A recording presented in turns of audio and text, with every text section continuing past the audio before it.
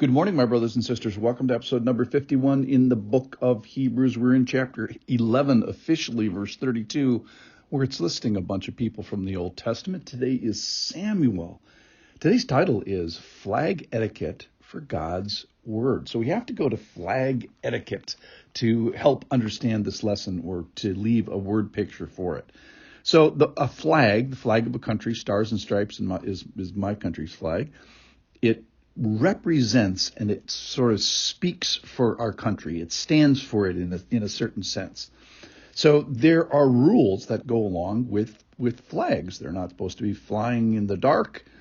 They can fly at night, but they're supposed to be lit. And one of the interesting rules about flag etiquette for a flag is that it is supposed to live its entire life and never touch the ground. Our flag, and other flags too, I'm sure they have this in other countries, one of the rules is never let a flag touch the ground. So, of course, some people that are trying to specifically show disrespect to the flag, they'll put the flag on the ground, and then they really want to get things bad. They'll stomp on the flag and, get the flag dirty. So Samuel is going to be our example of faith today. And he knew that God was positionally holy. And he knew that God was set apart and that words that emanate from his mouth are special and holy. And so he set out to do two things. Number one was to listen. But then the second one, which relies on the imagery of the flag imagery, he let none of his words fall to the ground. He let none of the Lord's words fall to the ground.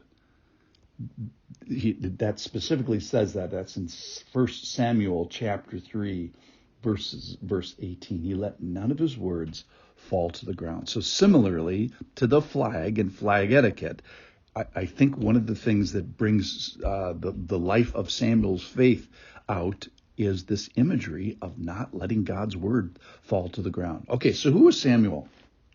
It's about 1100 BC. He's the last judge of Israel. And it's this in-between time. So the next big thing to happen is he's going to anoint Saul, and then he's going to anoint David. We know all kinds of things about Samuel. We know when he was born and how he was born and how he came out of faith from Hannah's prayer and from the pain of infertility. We know about his childhood and where he worked and who he worked under in the temple.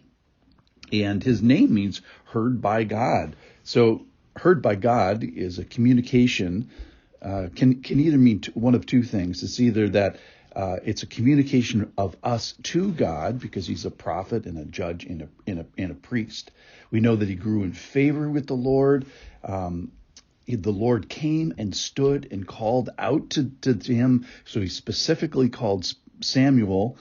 And you remember it happened at night 3 times. And he said, "Here I am." And finally he says, "Speak, for I am listening." So there's 2 things I want to highlight about Samuel here today. The first one is that he was a listener. So the Lord can speak, and the Lord does speak. And in this time at 1100 BC, the Lord specifically said, "Hey, I am about to do a thing." So the Lord appropriately speaks and authoritatively speaks. What he needs listeners.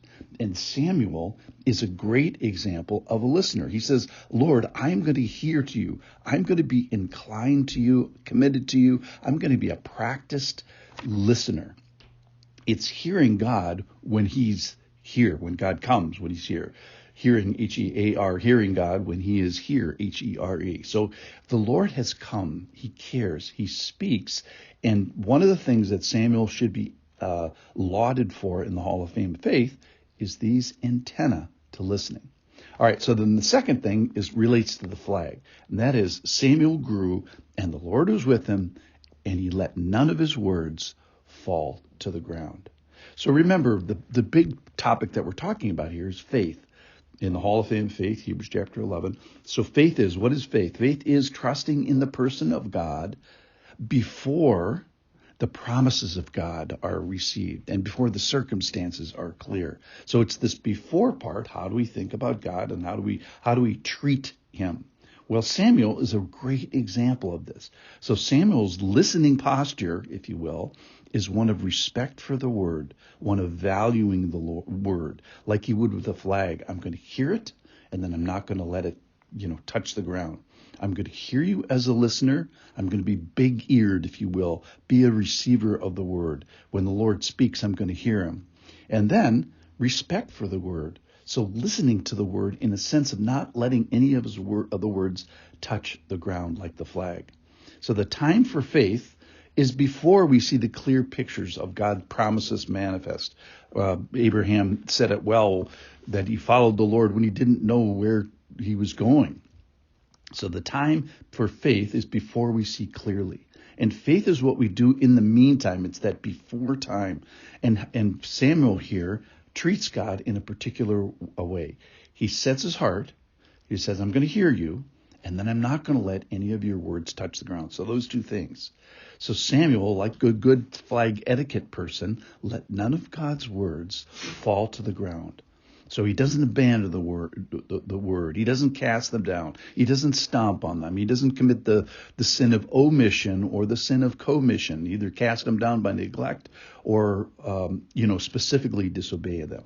So his heart was tuned to hear the word, and he paid attention. He listened, and then he doesn't despise the word, if you will. So the prayer today is, speak, Lord. I am your servant here like Samuel. I am inclined to listen.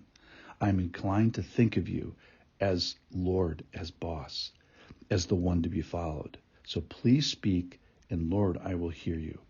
And then I will commit myself not to let your words fall to the ground.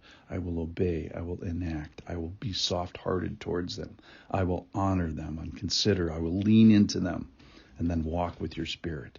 So Lord, let your words that come from the throne, I will endeavor never to let them touch the ground like Samuel. Thanks for listening.